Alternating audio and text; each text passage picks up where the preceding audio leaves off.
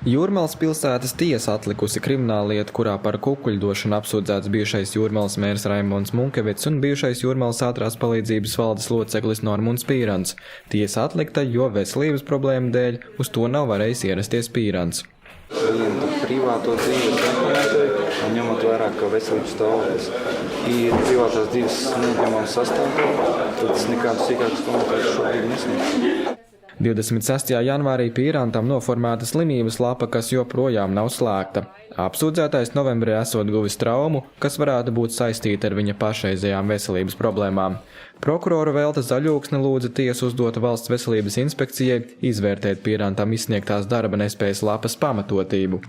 Neviens apzināti neradīs šķēršļus tam, lai lietu neskatītu pēc būtības. Ja tik tiešām objektīvs iemesls nevar izmantot iespēju tagad prokuroram izteikties, ka kāds ļaunprātīgi novilcina lietas izskatīšanu, jā? Tak slimot, cik Latvijā iedzīvotāju? Gripas vīrus, par ko jābrīnās būtu?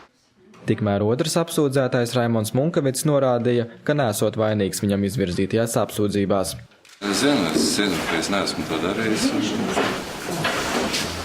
Nav runa par atzīšanu vai neatzīšanu. To, kas tiesas kompetencija, to man neprasīt.